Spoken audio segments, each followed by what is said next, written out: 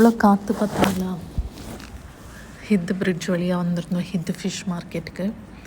டிராஃபிக்கே இல்லாதனால சீக்கிரம் வந்தோம். நல்ல மழை அன்னைக்கு. ஃபிஷ் இங்கே நிறைய கிடைக்கும். சென்ட்ரல் மார்க்கெட் ஒன்று இருக்குது பஹ்ரைனில் ஃபிஷ் வாங்குறதுக்கு.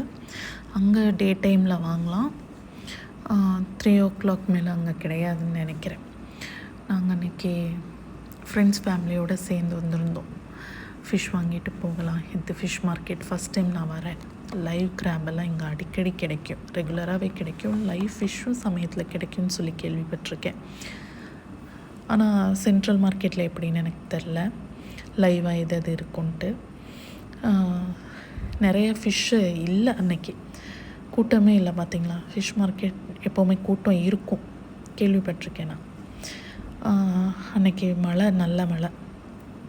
அப்புறம் இந்த மஞ்சப்பாறை தான் வாங்கியிருந்தோம். நல்லா இருந்தது, ஃப்ரெஷ்ஷாக வாங்கிட்டு பீஸ் போட அவங்கள்ட்டே சொன்னோம்னா ஓரளவுக்கு க்ளீன் பண்ணுவாங்க. சும்மா அந்த உள்ளுக்க இருக்க மட்டும் எடுத்துகிட்டு பீஸ் போட்டு கொடுப்பாங்க. நமக்கு வேணுங்கிற இந்தியாவில் கிடைக்கிற எல்லா மாதிரியான ஃபிஷ்ஷும் இங்கே மேக்ஸிமம் கிடைக்கும். இங்கேயும் சென்ட்ரல் மார்க்கெட்லேயும் கிடைக்கும். வாழை மீன், நத்தி எல்லாமே இருக்கும். இது ஃபிஷ்ஷிங் பண்ணுறதுக்கு போகிறவங்க அது ஸ்டாப்பாக இருந்தது.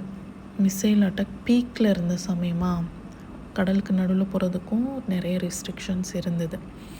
கம்மியாக தான் ஃபிஷ்ஷு வந்துட்டு இருந்தது மார்க்கெட்டுக்கு. நமக்கு வேணுங்கிற மாதிரி ஃப்ரைக்கும் கிரேவிக்கும் பீஸ் போட்டு தர சொன்னோம்னா அதுக்கேற்ற மாதிரி போட்டு கொடுப்பாங்க. வாங்கிட்டு கிளம்பியாச்சு. நிறையா ஹைரைஸ் பில்டிங்கில் இருக்கவங்கெல்லாம் வெக்கேட் பண்ணி ஃப்ரெண்ட்ஸ் வீட்டில் போய் இருந்தாங்க. அந்தளவுக்கு ஹெவியாக இருந்தது அட்டாக் அந்த மார்ச் மந்தில். அந்த டைமில் தான் நாங்கள் ரொம்ப நாளாக வீட்டுக்குள்ளே இருக்கோமே, சரி போயிட்டு வரலான்ட்டு வந்தோம். இந்த ரோடெல்லாம் பயங்கர டிராஃபிக்காக இருக்கும். டிராஃபிக்கே இல்லாமல் இருக்குது பாருங்கள். கொஞ்சம் பயமாக தான் இருந்தது, பட் போயிட்டு சேஃபாக வந்துட்டோம். அப்போ வேறு ஒரு வீடியோவில் பார்க்கலாம்.